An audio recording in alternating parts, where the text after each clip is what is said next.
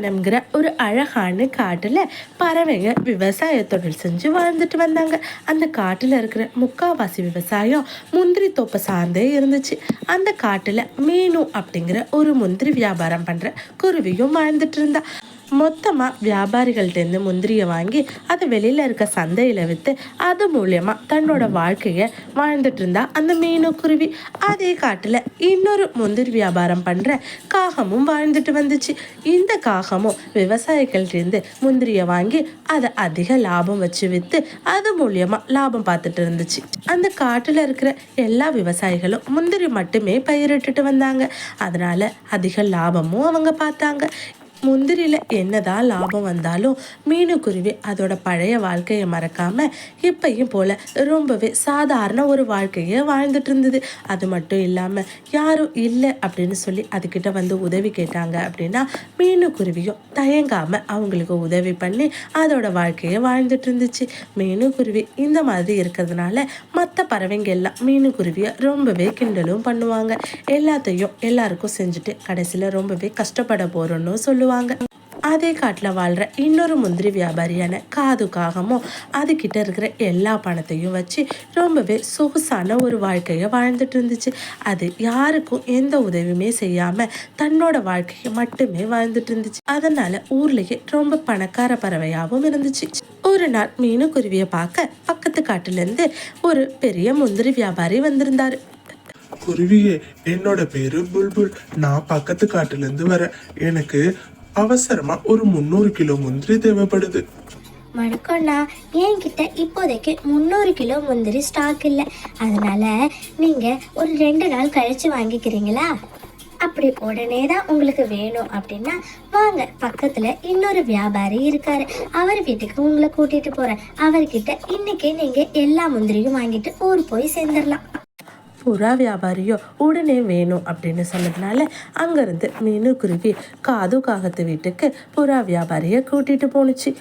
புல்புல் குருவிக்கு தேவையான எல்லா முந்திரியும் கிட்டேயே இருந்ததுனால புல்புல் குருவியும் ரொம்பவே சந்தோஷமாக அவன்கிட்ட இருந்து எல்லா முந்திரியும் வாங்கிட்டு அவனுக்கு தேவையான பணத்தையும் கொடுத்துட்டு அங்கேருந்து முந்திரி மூட்டைகளை ஏற்றிட்டு தன்னோட வாகனத்தில் தன்னோட சொந்த ஊரை நோக்கி பயணம் பண்ண ஆரம்பிச்சிச்சு.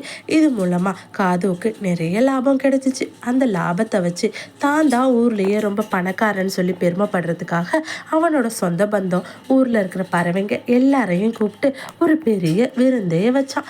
அந்த விருந்துக்கு மீனுக்குருவியையும் கூப்பிட்டுருந்தான். எல்லா பறவைங்களும் விருந்து சாப்பிட்டுட்டு இருக்கக்குள்ள மீனுக்குருவி மட்டும் கிட்ட பேசணும் அப்படிங்கிறதுக்காக அவனை தனியா கூப்பிட்டான். காதோண்ணா, நீங்க பண்றது எதுவுமே சரியா படலை எனக்கு. ஏன்னா இருக்கிற எல்லா பணத்தையும் இப்படி செலவழிச்சிட்டீங்கன்னா அப்போ உங்களுக்குன்னு ஒரு தேவை வரும்போது நீங்க என்ன பண்ணுவீங்க சொல்லுங்க. என்ன மீனோ, நான் தான் ஊர்லயே ரொம்ப பணக்காரன்னு சொல்லி பெருமைப்படுறத பார்த்து உனக்கு பொறாமையா இருக்கா? காதோண்ணா, அதுக்காக நான் சொல்லலை. எப்பயும் நமக்குன்னு கொஞ்சம் வச்சுக்கணும். நீங்க ரொம்பவே தான்னு செலவு பண்றீங்க அப்படின்னு மீனு சொன்னா. ஆனா இது எதையுமே காகம் காதுல வாங்குற மாதிரியே இல்லை. ஒரு நாள் காட்டுல பயங்கரமா புயலோட சேர்ந்து மழையும் பெய்ய ஆரம்பிச்சிச்சு. இந்த மழை இதுவரைக்கும் பெய்யாத அளவுக்கு பெஞ்சதால காட்டுல இருக்கிற எல்லா முந்திரி மரங்களும் பயங்கரமா ஆட ஆரம்பிச்சிச்சு. விடுகிறப்போ எத்தனை மரம் காலியாக போகுதுன்னே தெரியல அப்படின்னு பறவைங்க எல்லாம் பேசிட்டு இருந்தாங்க. அவங்க நினைச்ச மாதிரியே காட்டுல இருக்கிற எல்லா முந்திரி மரமும் வெடிஞ்சு பார்க்குறப்போ வேரோட சாஞ்சி கிடந்துச்சு. இதனால பறவைங்களும் விவசாயிகளும் ரொம்பவே வருத்தத்துல இருந்தாங்க. அது மட்டும் இல்லாம அந்த காட்டுல முந்திரிய மட்டுமே பிரத்யேகமா பயிரிடுறதுனால எல்லாரும் ரொம்பவே வறுமையில வாழ்ந்துட்டு இருந்தாங்க. பாவம், காட்டுல இருக்கிற எல்லா விவசாயிகளுக்கும் நஷ்டமாயிடுச்சு. அந்த மழை மட்டும் பெய்யலைன்னா இப்போ எல்லாரும் செழிப்பா வாழ்வாங்க. நாம இப்போ வாழ்ற வாழ்க்கைக்கு காரணமே அந்த விவசாயிங்க தான். அதனால நாம கிட்ட இருக்கிற முந்திரியில கொஞ்சம் கொடுத்து விவசாயிகளை காப்பாற்றணும் அப்படின்னு மீனு சொன்னா. ஏன்னா மீனு எப்பவுமே தனக்கான கொஞ்சம் பொருளை எடுத்து வச்சிருப்பா. பாவம் என்ன பண்ணுறதுனே தெரியாமல் ரொம்பவே சோகத்தோட தான் வீட்டிலேயே குறுக்கையும் நெடுக்கையும் நடந்துட்டு இருந்தான். ஏன்னா அவன்கிட்ட மீனும் மாதிரி சேமிக்கிற பழக்கம் இல்லாததுனால சாப்பாடுக்கே ரொம்ப கஷ்டப்பட்டான். இப்படியே கஷ்டத்தில் எவ்வளோ நாள் தான் வாழ்கிறதுன்னு சொல்லிட்டு டவுனில் இருக்க தான் மாமா வீட்டுக்கு மாமாவை பார்க்கலான்னு போயிருந்தான். மாமா, எங்க காட்டுல ரொம்ப மழை வந்ததால மரங்கள் எல்லாம் வேரோட சார்ந்துச்சு. அதனால என்கிட்டயும் இப்ப பணம் இல்லாம ரொம்ப கஷ்டப்படுறேன். நீங்க எனக்காக ஒரு 1,00,000 ரூபாய் தந்தீங்கன்னா அதை நான் திருப்பி கொடுத்துருவேன். காது, என்கிட்ட எது இப்போ அவ்வளவு பணம்? அது மட்டும் இல்லாம உன்கிட்ட இப்ப வியாபாரம் பண்ணவே ஒண்ணும் இல்ல.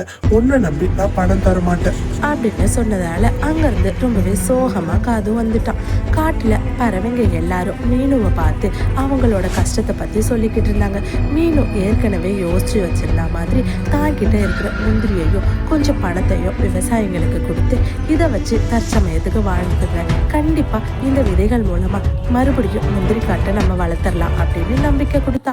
உடனே அவ அங்கிருந்து காது அழுதுட்டு வந்ததை பார்த்துட்டு காதுவோட வீட்டுக்கு போனா. நடந்த எல்லா விஷயத்தையும் காது சொன்னதும் இதை கேட்ட மீனு ரொம்பவே வருத்தமாயிட்டு, காதுன்னா நான் உங்ககிட்ட எவ்வளோ தடவை சொன்னேன், இந்த மாதிரி இஷ்டத்துக்கு செலவு பண்ணாதீங்க, உங்களுக்குன்னு கொஞ்சமாச்சும் வச்சுக்கங்கன்ட்டு. ஆனால் நீங்கள் கேட்கவே இல்லை. ஆமா மீனு, நான் என் சொந்தக்காரவங்களுக்கெல்லாம் ரொம்ப பணக்காரன்னு பெருமைப்பட்டுக்கிறதுக்காக செஞ்சேன். ஆனா இப்போ என்ன நம்பி யாருமே ஒரு ரூபாய் கூட கடனா கொடுக்க மாட்டாங்க. நீ சொன்ன மாதிரி நானும் கொஞ்சம் சேமிச்சு வச்சிருந்தேன்னா இந்த காலகட்டத்துக்கு எனக்கும் பயன்பட்டிருக்கும் அப்படின்னு சொல்லி ரொம்பவே அழ ஆரம்பிச்சிச்சு. சொந்தக்காரவங்க இல்லைன்னா என்ன காதுவண்ணா, அதான் நான் இருக்கேனே.